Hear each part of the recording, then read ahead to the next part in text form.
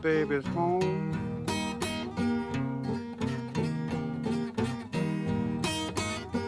Cairo, Cairo is my baby's home.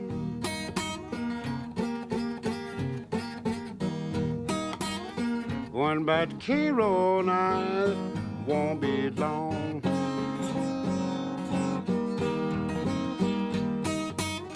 Women in Cairo, they will treat you kind and sweet.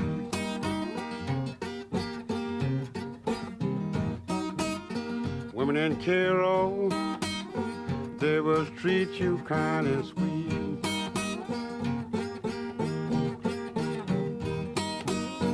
Catch you riding and take you off your feet.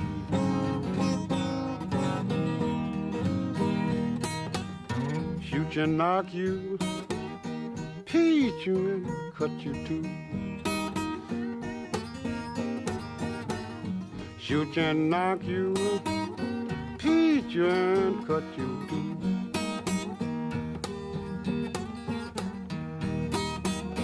They get through the graveyard, then for you.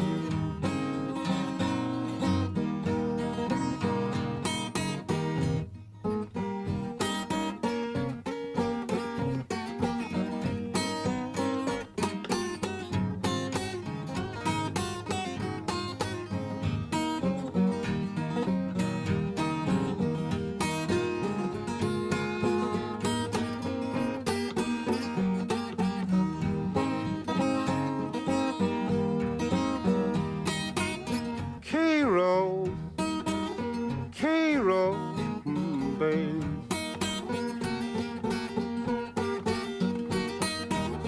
Cairo, Cairo, babe.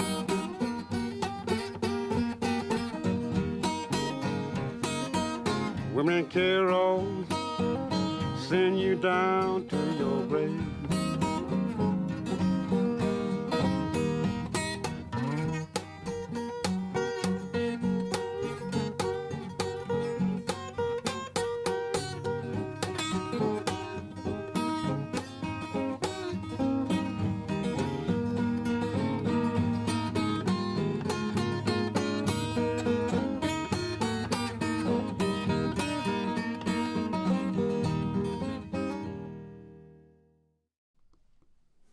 Hi everyone and welcome. Oh boy, do I have a show for you today. It's gonna be great. I hope I'll pull it off, everything I planned. So before I really start, it's gonna be about blues backups as usual. Then we're going to discuss a little bit about the fatigue in your fingers when you're playing slide, which means your sliding hand, right? Then we're going to be talking about input gaining in a specific piece of hardware that both myself and many other live streamers are using, but this can apply to every live situation when you maybe need to tailor your own sound or maybe help the sound engineer, which we actually have one of them with us here, Graham. Graham Tong is a great sound engineer and he's been working with equipment, analog, digital out there, and he knows what I'm talking about. So I've got this question from a viewer on one of my videos, and we were discussing a little bit in the comments of that video, and I said, hey man, I'm just gonna set up the stuff and another camera to just show how I'm doing it and what it depends on when you apply various settings to the input gain, because his problem is that he's not getting enough gain when he's plugging into exactly the same hardware as I'm using, but when he's using his own audio interface for the computer, it works well. So we're going to be talking about that in today's theme.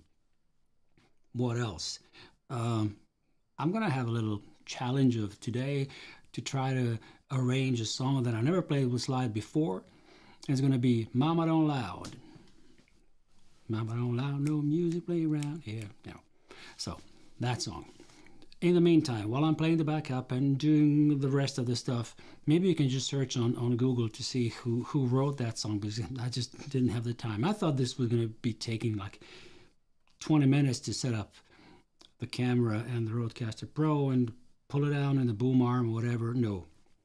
Technical stuff, whatever you plan, triple it. That's it. So, the welcome song. Ladies and gentlemen, boys and girls, as one of my favorite YouTube channels used to say, but what the hell. Okay, so I got very little room to move because my guitar neck is very close to this mixer down here. So I'm going to be very, very steady. But I'm wearing a t-shirt that you haven't seen yet. Yes, you see it now. Jimmy Burns. Where's Jimmy Burns coming from? Chicago. So I'll play you Chicago blues, a couple of verses of That's All Right by Jimmy Rogers. Let me just say hello to Milovan. But hey, man, you were supposed to be traveling now during the live stream.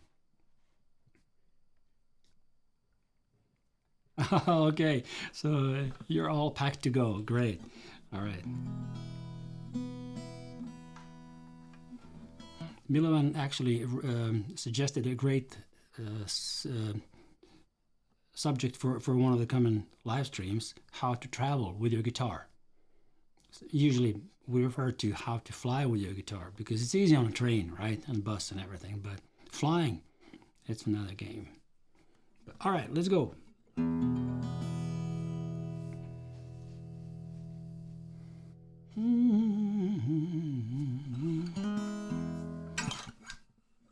That's all right, baby, that's all right for you.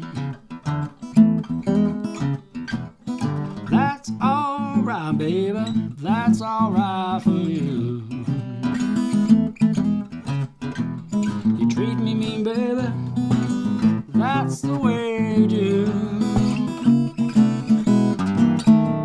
Just act like you love me, why don't you call me on the phone sometime?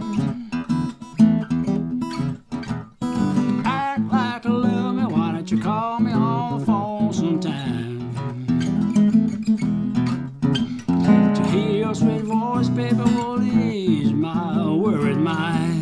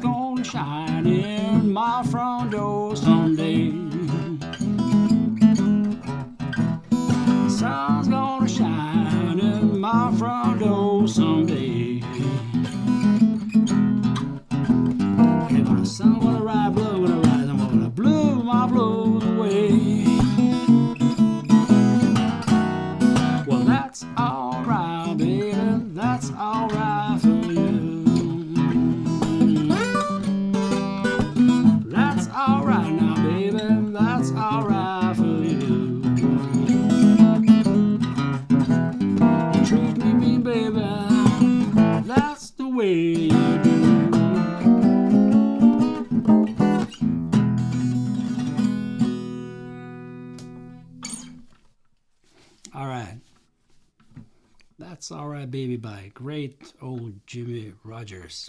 Jimmy Rogers was the guy who played with Muddy Waters a lot in the beginning.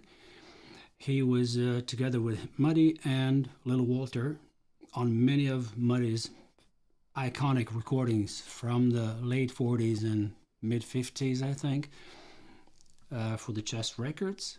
And they were, if I remember well, they were known as headhunters or headcutters, something. They were just, going around Chicago and going into clubs and jamming with everybody else, and just kind of, apparently they were the best. So, yeah, that's what they did in those days. But Jimmy Rogers also had an own career. One of the songs that were very, very well known and he wrote is this song that Gary Moore made a hit out of. And then Jim Rogers made some serious money out of that. So last years of his life were, yeah, decent anyway. The song was, you know that I love you, do-do-do-do-do, you know it's true. Walking by myself, that's right, yeah. So, let's go back to let's go on to today's theme when it comes to slide playing. And I don't really have to grab my guitar, which is an open tuning, it just doesn't matter. It's about having a slide and playing with it. So this is a metal slide, and as I've shown this before in my live stream, this is a heavy beast of 268 grams, which is way heavier than usual metal slides, maybe those you can buy in music shops and even some hardware stores where you can buy a socket wrench or something, and then just cut off that into the size you want to play it, like let's say John and Hammond used to do, and a couple of other players, and Louisiana Red used to use that as well. But these are modern times, and there are people in Germany at a company called Daddy Slide who are making these slides according to your specifications. So whatever weight, thickness, materials of the slide you want it made of, they'll fix it for you when it comes to metal slides. The glass slides, the Diamond Bottlenecks by Ian McQueen from the UK, it's one of these. So the difference between these two is not only in weight, and you say like, okay, this is okay, maybe I should just show this way. So one is glass, the one is metal. Of course, this is going to be heavier, this is going to be more difficult to play. Not necessarily so. It depends on what you're playing and how you're playing. Of course, this metal slide was made for me by Daddy Slide specifically for using it with my baritone guitar. And the reason was the strings on the baritone guitar are very thick, and I need something to really move them, to tame them. And when I'm playing chords on that guitar, you really have to have some weight on your slide in order to get the clean tone and nice sustain. So there is a reason for that. But I've also realized that no matter how I try, I cannot really play more than like 3 or 4 songs with slide, because I'm very active with slide when I'm playing it. So it's like I'm having it on a pinky, which is the weakest of all fingers that you have on your hand. And I really don't know the reason why people are playing with their slide on other fingers. That comes from somewhere that they decided one day, oh, I'm going to have it on this finger or that finger. I'm talking here from my own experience, and usually people who ask me these questions, they are usually slide players who use it on the pinky. So blame it on us and blame it on the pinky. So what I usually do when I'm playing slide, I'm resting in between whatever I'm doing. So even if I'm going to play blue, stay away from me, blue. Now, when I'm playing this chord, I'm really relaxed. You see, the slide is just hanging on my finger. It's not going to fall off because I really need to kind of have it in this position so that it falls off. But then it's enough that I can bend my finger a little bit, and it's not going to fall off, right? So I'm not securing it with anything else. I'm just bending my pinky. And that's also one of the reasons why I always recommend that people buy slides that are thick in the walls, but the diameter of the slide should provide some movement of the finger within inside the slide. So you see, I can still bend it a little bit. This is when the finger is totally straight. So there's almost a half of my finger thickness that's left there. But when I bend it like this, I have better control. And there's also another thing. I used to be a physiotherapist. I mean, that's what I'm schooled for. But one of the things I've learned about muscles and nerves and everything is that when it comes to your hand, the pinky and your ring finger here, are sharing a nerve. So the same nerve that's running this finger to bend down is going halfway to that finger as well. So that's why most of the people, now if you're one of those who can really bend just the pinky and nothing else, great, kudos to you. But usually when you try to bend your pinky, this finger is going to follow along just a little bit, because your brain is telling you, okay, I just want the pinky to bend, not this one. Okay, so you're kind of controlling it. But the reason for the slide, that shouldn't be so tight to a finger, because if it's really tight and you try to bend this finger, then you're going to get some, resistance in the movement, and you're not going to be able to fulfill that. This way, when I have some bending possibilities for my pinky here, I can still grab some of the chord shapes and play along. So what I'm doing when I'm playing this why don't you let me be here as well, right? It's first here that I kind of feel the tension in my muscles, and I stir the slide and I make it vibrate here, and I kind of secure it with my thumb from the back of the guitar neck. So that's where I have the 100% engagement in all the fingers there. But as soon as I'm not playing, I'm really relaxed on the slide, right? Sometimes I would even just, if I'm having all the basses, why don't you let me be, try to be, and so on.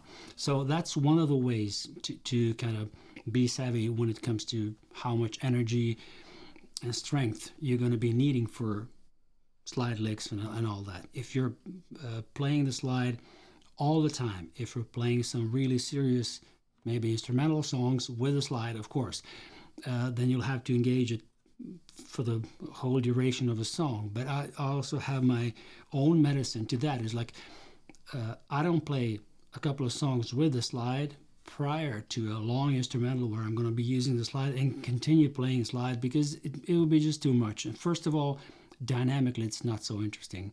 If you're watching me play live, I'm not going to, hit you with like 5 or 6 songs with the slide. It's going to be one song with, one without, then maybe 2 songs with slide, but sparingly in one. And the other one could be maybe this instrumental, where the first song where I'm going to be playing just a little bit with slide is going to be a kind of a warm up before that instrumental comes in. So yeah, so that's my tip about how to save some energy and strength in your finger when it comes to that. Glass slide is like a kind of popular misconception that, yeah, well, it's easier to play the glass slide. Not always, not really, because I kind of tend to play more of solo melody lines with the glass slide. Usually when I'm playing a song like maybe Walking Blues with Mighty Waters and some other songs where I need chords played with a slide, I would use metal as well. But if I would play chords with this glass slide, sometimes I'll need to have more control over these chord shapes, and then that means also I have to press a little bit harder, because you don't get the same sustain and the clear tone with a glass slide as you would get with a metal, because metal is heavy by itself already, so you don't have to press so much. With this one, I'll have to press to get the chords clean. Let's say if I'll play the E chord up here on the 9th fret,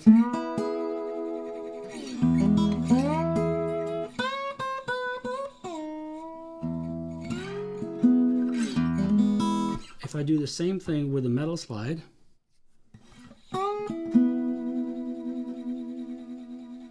see, first of all, it's carrying that note much longer than with a glass slide, and I'm absolutely not pressing, I'm just placing the slide on strings.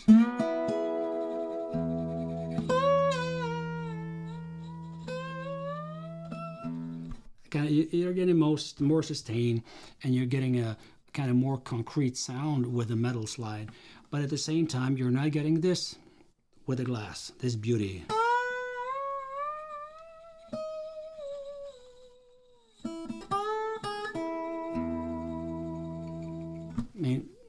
it's just more poetry in that sound than the metal. That's my take on that. Good. Okay. So that was it about the fatigue. David, Hannah, hi guys. Nice to see you. Welcome to the live stream. We're done with this fatigue because I really don't have any more tips about that that would change your life. It's just like a play sparingly with the slide and do some nice stretching before and after you're playing. I usually feel a bit stiff in this portion of my hand after I've played. No matter if I was just practicing at home or performing, I usually go through a little procedure of stretching. Some people just do it unconsciously. When they're done, they just do like this and maybe just squish the fingers, squish the hand or something. I do it a bit more deliberate. I'm going from the finger to finger. Like I usually start with a pinky and I just bend it a little bit like this. I don't give it any resistance. I just kind of press it backwards a little bit and just let it go. Then I take this finger, bend it down, that, and then the whole hand a little bit downwards out like this, and then inwards in like this. And then I usually do like volleyball players do, kind of these circular movements with both hands. So that's what I do prior and after playing. That's it. Tasia, great to see you here, and congratulations on applying for the Notion Ambassador Program. Certified Notion Consultant, right? Tasia and I are both using this great app called Notion for most of the stuff that we're working with, professionally and personally. She's a wizard. So, what do we got new? Now, we've got, that's right. I'll just have to do something here. First of all, I have a button to press. And then the result of this.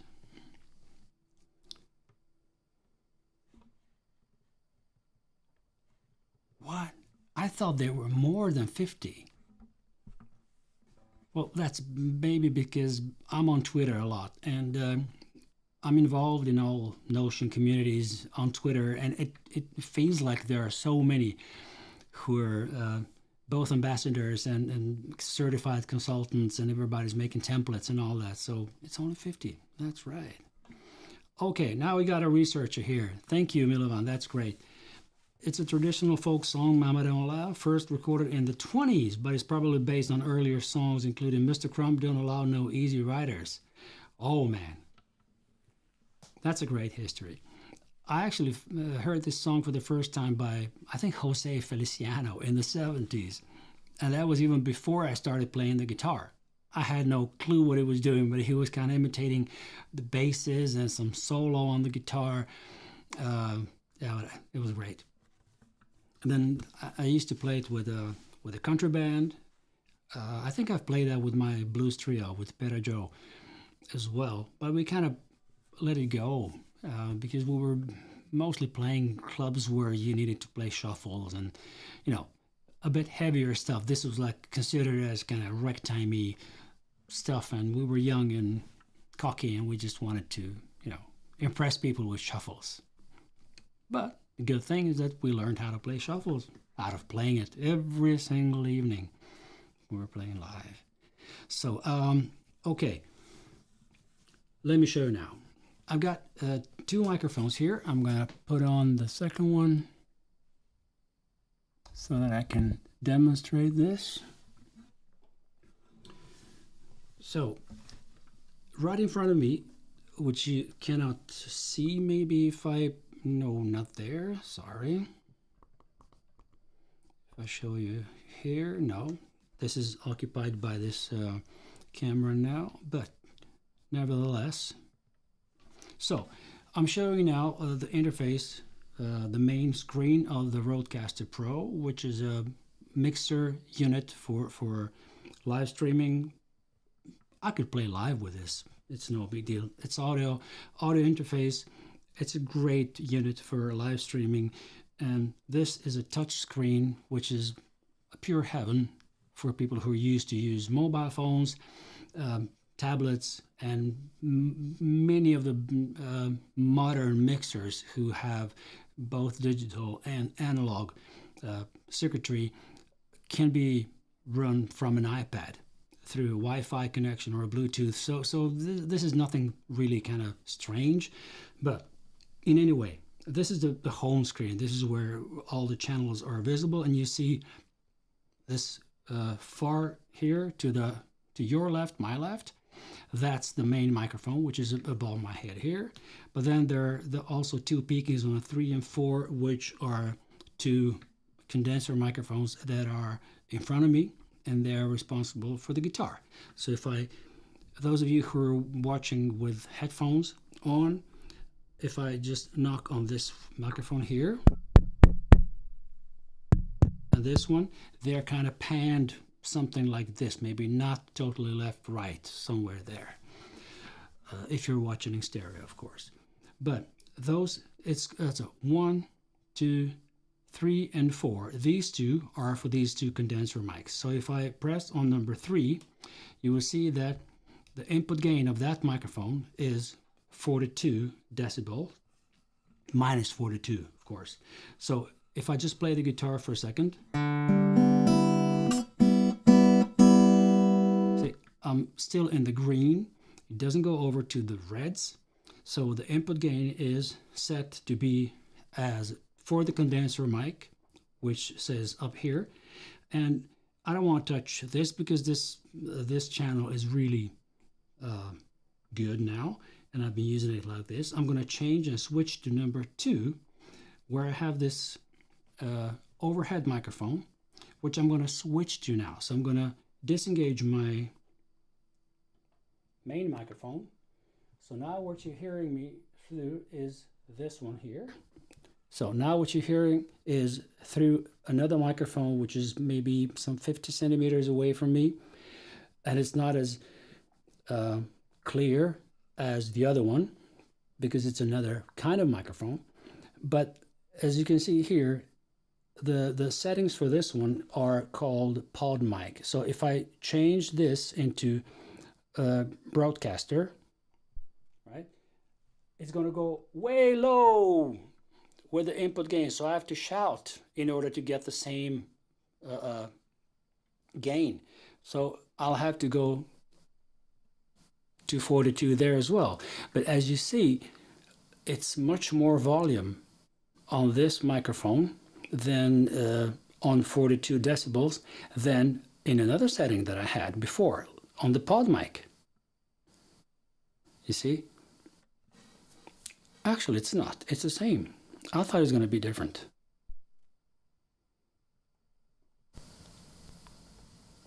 Okay, that's right. It's a little bit weaker. It's not the same. So there are, on the RodeCaster Pro, there are several microphone settings that you can choose from. Let's say these are their own microphones. NT1A, NT1, and then there's this RE20, that's Electro Voice, another brand of microphone, and this is, oh damn. This is the setting for the SM7B, the Shure microphone. So here is where you can tailor the sound and check the input gain. And here we go. I'll go back to my microphone. The thing with the input gain settings is that you need to make them smooth enough so that you can talk in a normal manner, a relaxed manner, and then if you need to maybe raise the volume, then either you're going to do it on the channel itself, on the channel volume faders, which I could show you. Oh, sorry. Now I switched off the camera, but it'll come back in a second. So either you do it, it'll come back. That's it. So Down here you can see the faders, right? So this microphone here, I can lower it like this, and then I can even raise the volume up this, but it's not going to change anything when it comes to input gain. Input gain is going to remain the same. So if I watch here, I'm using 6 to 9 decibels of the input gain in order to get this sound that you're hearing now. And the microphone is maybe 20 centimeters away from my mouth, but above my head. So, and you cannot see it in the frame. But the other microphone, this one here, is about 50 centimeters away, and it's really, this is a killer input gain, so I'll really have to go down so that it's not too loud. But there we are, maybe the same of the volume as with my other microphone. The difference is that when it comes to acoustic instruments that have pickups inside, that's another story. I'm going to be showing you guys, I'll be showing you guys the settings for my pedal board, and I'll do a comparison of plugging in the guitar through the pedal board into the RodeCaster Pro, and then just plugging in into the free channel on the RodeCaster Pro. This is incredible. A friend of mine on YouTube who is a tech reviewer, he's really comfortable in doing these things. He said the only thing that he has problems with when he's explaining live in a live stream about things that he's doing is that he kind of talks to the camera and then he forgets the name of the stuff he's presenting. It's like this mixer here. So the same thing happened to me. Sorry. Anyway, I'll be doing a comparison of pickup sounds from acoustic guitar into the RodeCaster Pro through the pedal board and without the pedal board. The difference is that there is some processing within the pedal board and between the guitar and when it comes to the RodeCaster Pro, while when you just plug it in directly, all the processing could come from this unit. You see, I forgot the name of it again. So let's do it for the last time. I'm not going to fool around too much with this because I have this song to play for you. Mama Don't Loud. Mama Don't Loud, no fooling around with tech. So what you see here to the right, and maybe I could just do it like this so you can see really in detail what I'm doing. So if I go to presets for this microphone, no matter which microphone here I would choose, if I click on, let's say, neutral, this is going to be one sound. So if I click on broadcast, there's going to be another sound, which is a bit more bassy, and it's prepared to be used with this kind of radio voice. As far as I can be from the radio voice, but this sounds deeper, right, in the frequencies than this one here. Right, so if we click on a podcast studio, that's something in between the normal and the broadcasting. But then there are also, let's say, this here is a setting that I kind of experimented by after watching a video with Mike Russell, who's a very knowledgeable guy when it comes to audio. And these kind of modified settings that he's got are, if we go to advanced, just a second, if we go here, you see that the high pass filter is deactivated. Some of the stuff of these effects that are built into each channel strip of the RodeCaster Pro, hey, I remember the name. This is a de-esser, which means if I disengage it and say SSS, here it's very harsh, but if I engage the de-esser, it's going to kind of soften it up a little bit, which means it will give you the clear voice, but still you're not going to get those too aggressively. The next one will be the noise gate, and this is something which is good because, see, when I'm not talking, it's this is a very soft setting for this microphone. on the main microphone above me, which I'm usually using, the gate is something that closes the microphone totally, turns it off almost, when I'm not talking. And that's because I have some, yeah, there's a little hum behind me if you're watching or listening with your headphones, because there's a fan on the light which is behind me, back to the left, to your right. And that fan is audible if I don't use the noise gate, which can be disturbing in some live situations, especially when you play acoustic guitar. Everything is picked up by those microphones. So that noise gate here is very, very smooth. The compression is something that sounds like this. So this is without compression. And now I'm going to engage it. 1, 2, 3. Now it's with the compression. It's raising the volume of these softest parts. Lowest volumes are kind of going up a little bit. Now the equalizer is now this without the equalizer, and now I'm going to engage it again. So it's boosting some frequencies, a little bit of the basses, and it's this in the middle that you hear. These are these middle frequencies. Usually the human voice is somewhere there in the middles, and that's pretty harsh on most of the microphones, so you need to kind of soften it down as well. So after that, there's this exciter, which gives you a bit more of a... So now without the exciter, 1, 2, 3, 1, 2, 3 with the exciter. So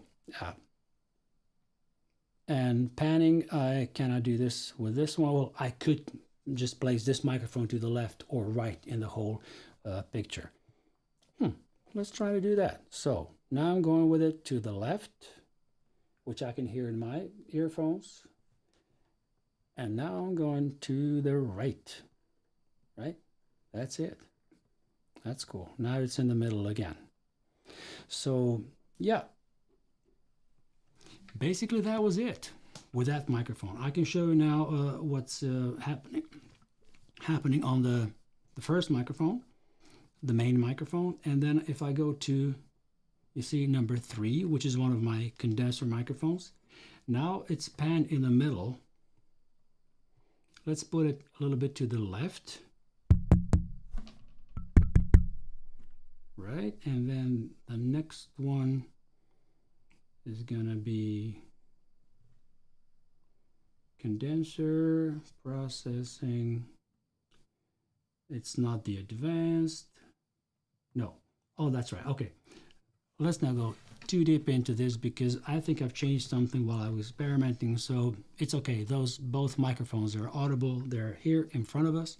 They sound okay. So that was it.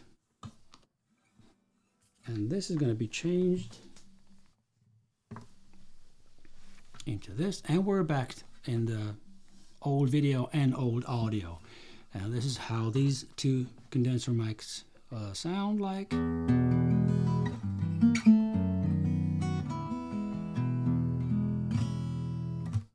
this is just a room sound. I have this setting of a little of a reverb. So if I see, but this is not because of my vocal mic. This is because of the guitar mics. They are giving me the reverb. So if I'm just playing,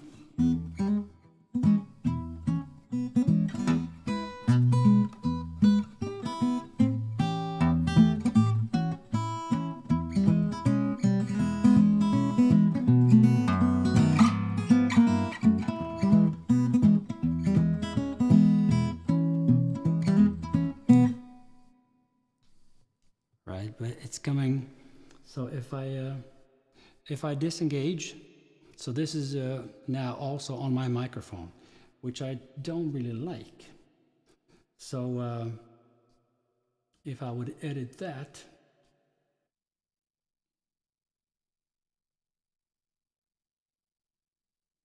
so I'm just going to put it on the guitar mic. See, there's a little reverb.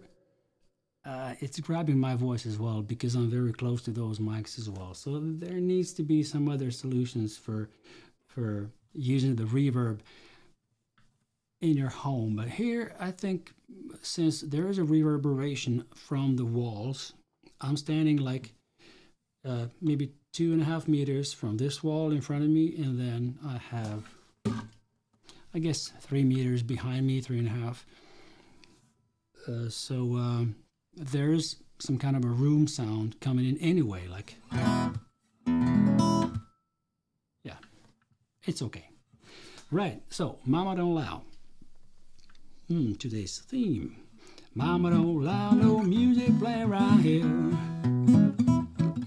Mama don't allow no music play around here. We don't care what the mama don't allow. Gonna play some music now anyhow. Mama don't allow no music play around here. Mama don't allow no bass now play right here. Mama don't allow no bass now play around here. Mama don't allow no bass, plays. Oh, I forgot the lyrics. Mama don't allow no bass now play right here.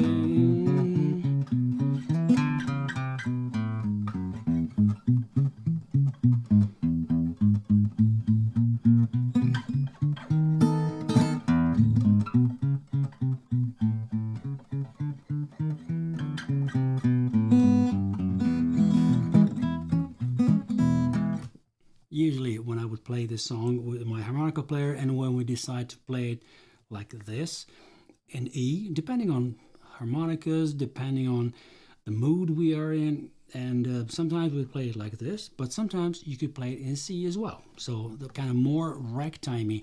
This in E, it's got this flavor of kind of swingy stuff. As soon as you play some E6 like this, see, and the E6 is when you press the second string on the second fret.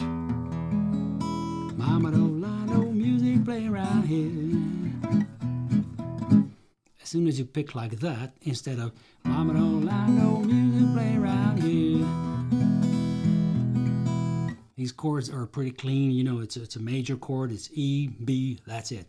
But as soon as I kind of put a little bit more of a kind of swingy touch to it, then you can kind of brush with your thumb and maybe just meeting those kind of rhythmical things with a couple of upstrokes with your pick and hands fingers, which can come in between the bass.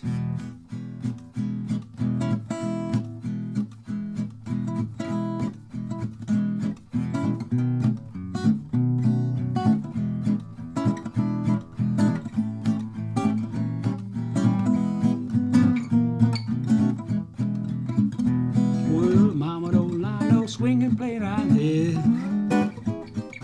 Mama don't like no swing and play around here. We don't care what the mama don't like, gonna play the swinging out anyhow. Mama don't like no music play around here.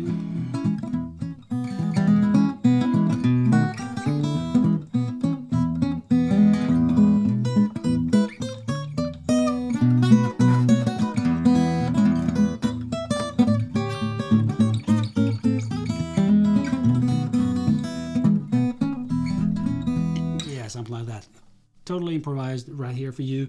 So usually this would be how I would play this in the chord of E. If we go to C, it's directly in my mind. I hear Blind Boy Fuller, Blind Blake, guys who used to play a lot of this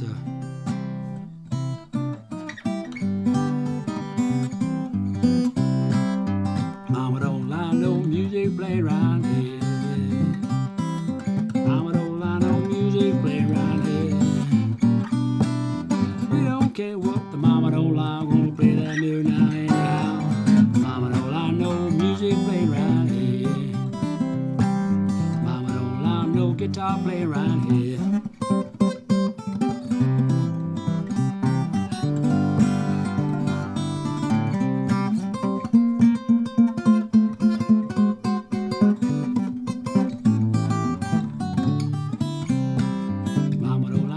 Bass now play right here.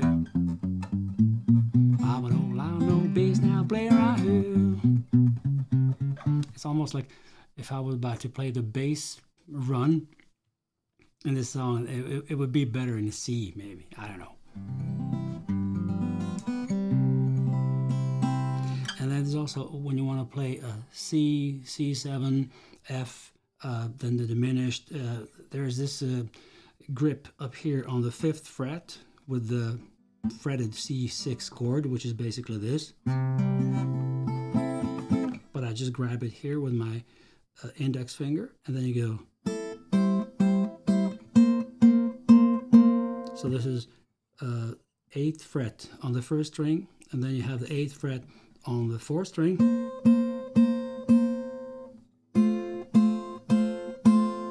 This would be actually the F chord, but we're only grabbing the same C note on the 1st string. But we have, let's say, if we would take the F chord as a C shape, it would be here.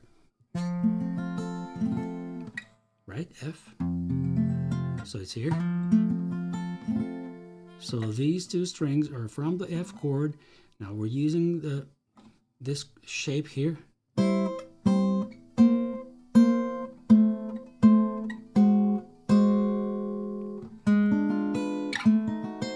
This is diminished, right? So C, C7, F, diminished. And the reason for this bass run is because it sounds good.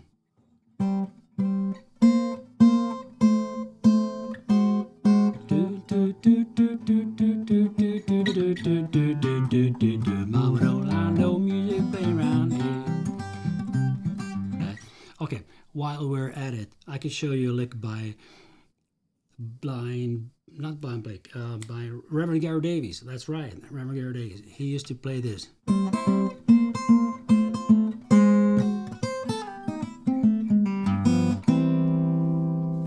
It's a great ragtime lick. When you've practiced it for a while, it's not that difficult either. But it's based on that you really nail to jump on this one, like a 1, 2, 3, 4, and then you have some time to prepare for the lick. And the lick goes.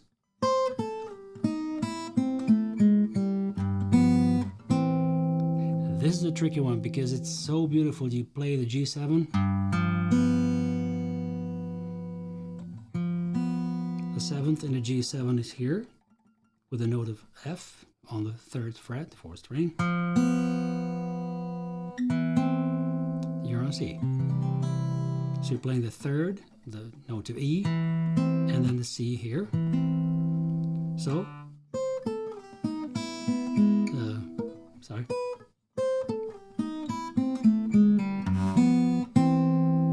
You can also play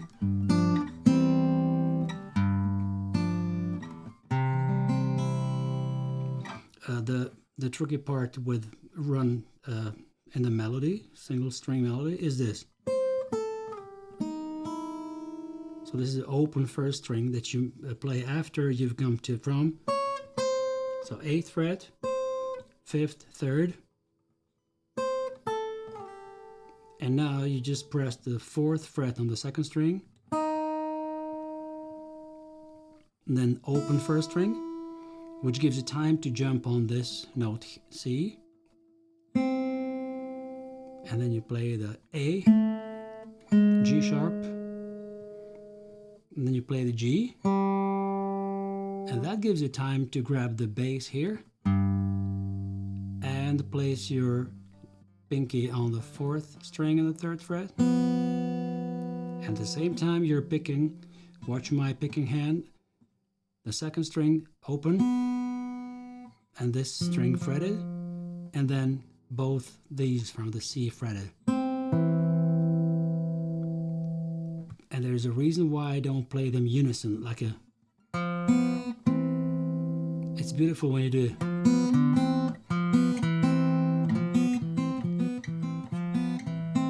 So the whole lick.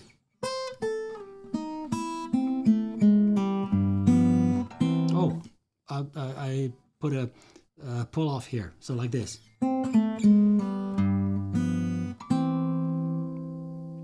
Great. Oh, David is here. Yeah, of course you're doing it. I was watching you from first from the car and then from the office and all that. It's I mean, you're playing some live music and it's a background. It's the same like my colleagues were listening to Spotify or something. It doesn't matter. But great that you hear.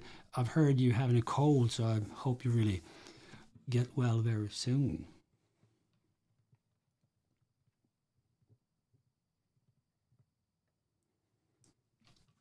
Hi, great to see you here as well. I've seen you on David's live stream today, right? That's right. This is for David. He played fantastic, but he didn't talk today because he was having this cold, and he's like, okay, I'm just gonna play. You don't want to hear my voice when I'm having a cold.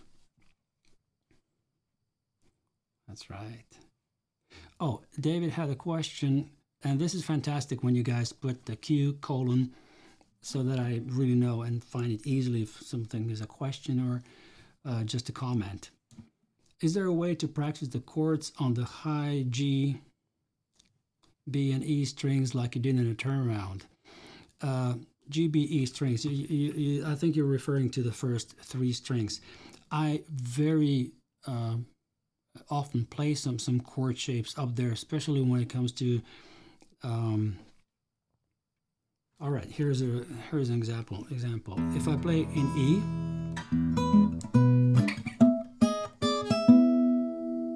instead of playing the E7 like this, I just put an octave on that. Sometimes I would just play in this chord of shape of the E chord, and then A would be here instead of, because if I've done this already in one of the verses or something, then the next time I'd like to do something else, or I could maybe just be saving the A chord shapes up here on the 5th fret or up here. I really like those.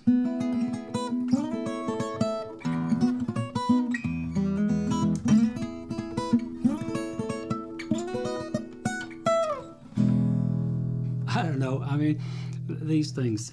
So that's one of the ways I would use those first three strings with the chord shapes. And there's also this, let's say, if I would do, sometimes in E shuffles, I would, from this, the usual shape of the chords, right? Then I would go.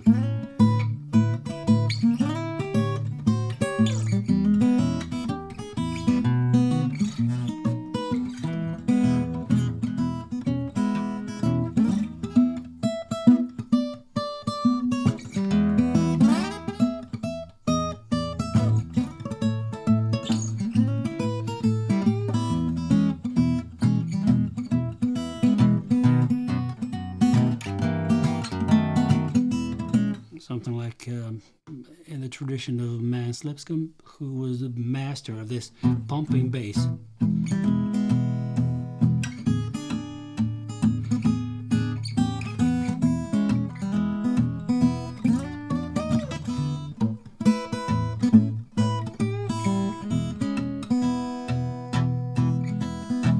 Now I'm playing the backup of my own song that I made many years ago, but it was in the tradition of Mans, and I was listening to him a lot in that period, so I made this song called Leaving in the Morning Baby. So that's one of the ways. When it comes to maybe chords in A, if I would play slow blues in A, there are positions that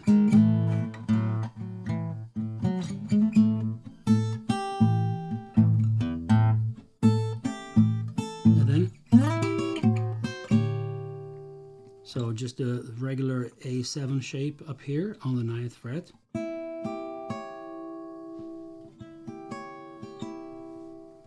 And then if I would go to D from there,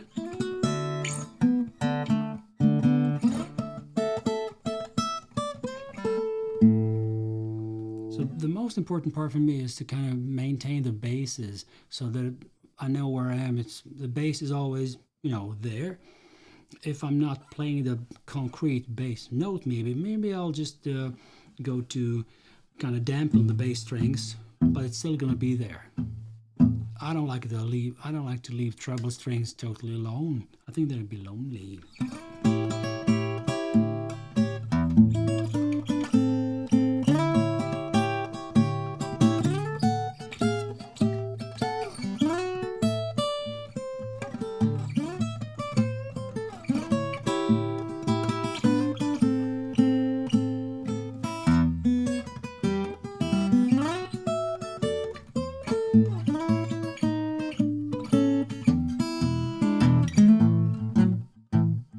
So this is how I would maybe use those higher pitched chords and maybe some licks to play kind of a solo, and then when you come down to play the basic, very deep, I gotta find my baby,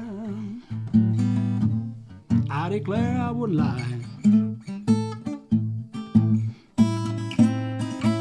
I gotta find my baby. So the verses, all the singing lines we're going to be with this backup of, let's say, the chords that are in between the first and the fifth, sixth string fret maybe. But then, as soon as I would maybe do an instrumental break or a solo, then I would definitely go into other shapes like A7, and then this is from the shape of A7-9, which is up here on the 12th fret.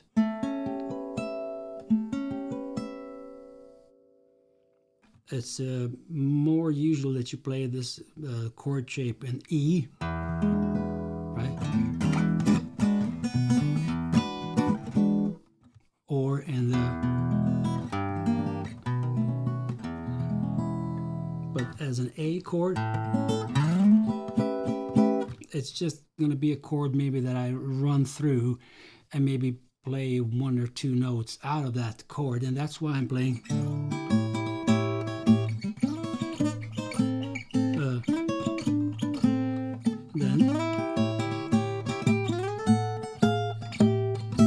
So just to make this 7th up there, and then I would change to D, which could either I would go all the way down, or,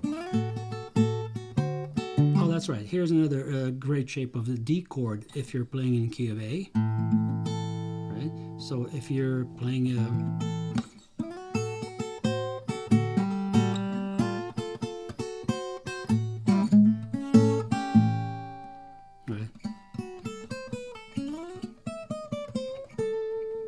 up here, and then you got this A chord. What else do we got? And then instead of playing the E chord up here, I'm playing this. This is from the E chord shape, actually, because you have E chord up here. If we play it totally correctly when it comes to the book, right? But then what I'm using here is only the 2nd and the 1st string on the 7th and 9th fret. And then instead of playing this like this, which is a pure major E chord, then I would just bend the 2nd string in between these two notes.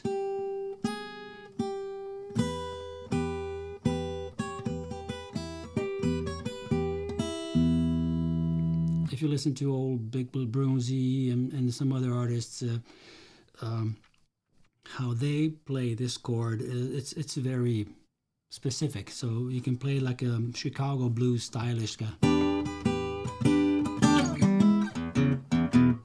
or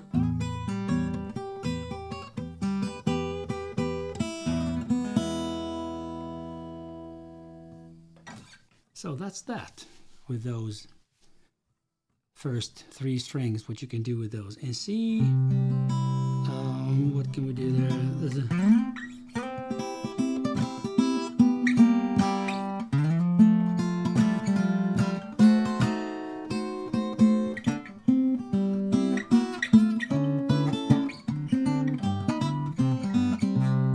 Yeah, okay, so the C would be up here, as in this lick that I showed you before. But there's this, I love this open string C up here, which is just a part of this bare chord up here on the 8th fret. Just think F chord, but up on the 8th fret. So what you're doing here is just you're keeping some of the notes from that chord, and some are just open strings as they're open in the regular shape of C. So the first string and the third are open here as well, but the rest of the strings are right. So you have this note of C.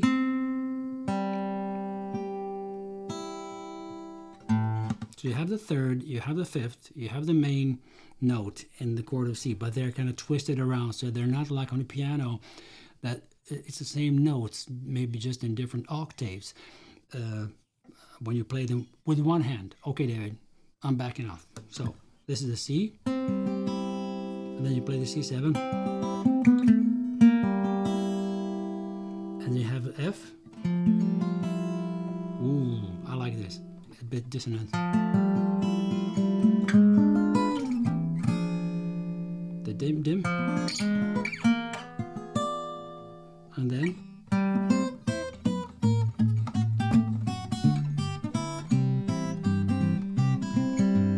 and so on. So it's yeah.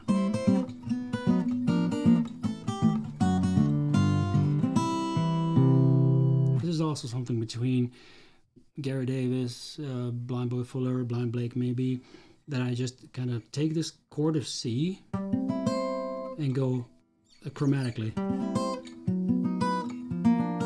to A7, and then I play the D7, and then G7, and then C. The main thing here is that I'm following this melody.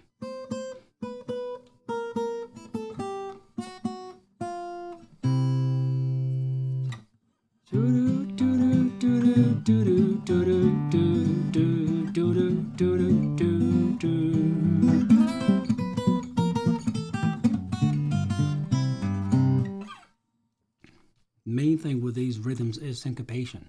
If you play it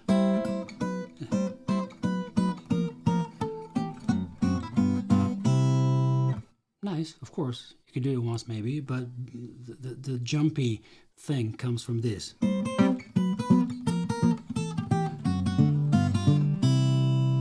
Even more syncopation can be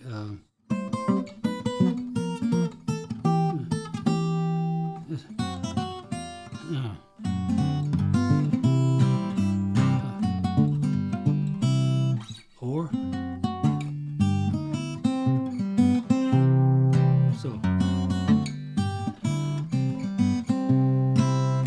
and so on. But that will be something that I'll do maybe in some of the upcoming live streams.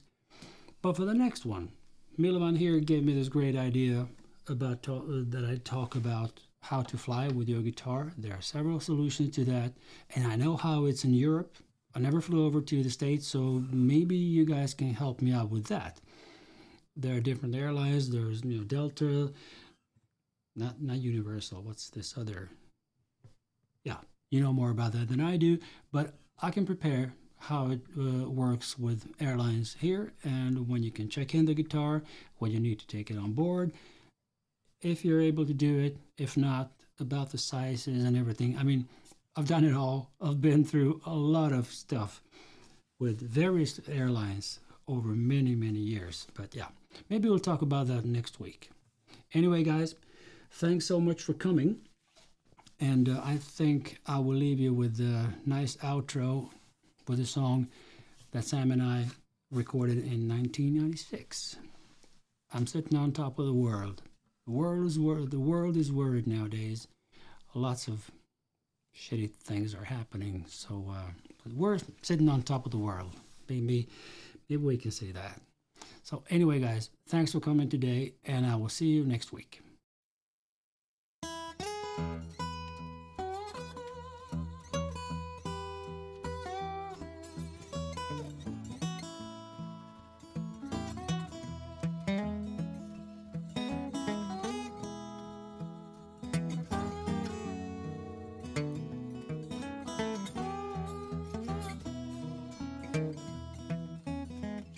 Now it was in spring, one sunny day. My sweetheart left me, Lord, she went away. Now she's gone, and I don't worry, but I'm sitting on top of the world. It called me up, down and out by soul. Said, come back, Daddy, Lord, I need your soul. Now she's gone, and I don't worry, 'cause I'm sitting on top of the world.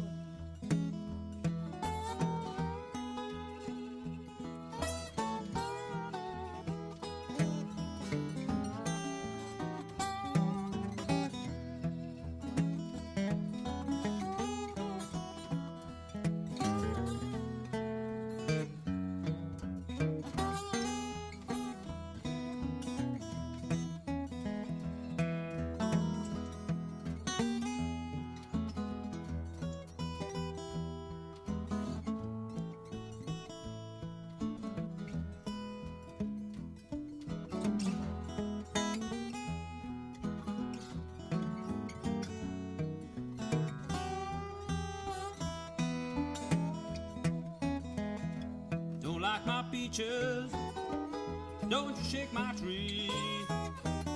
Get out of my orchard, let my peaches be.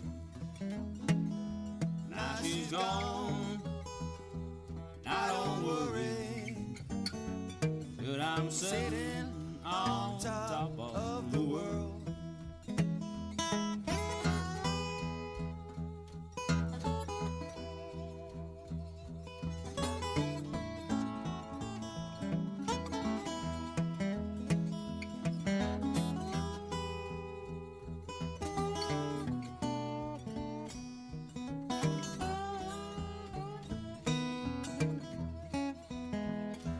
Was in spring, one sunny day.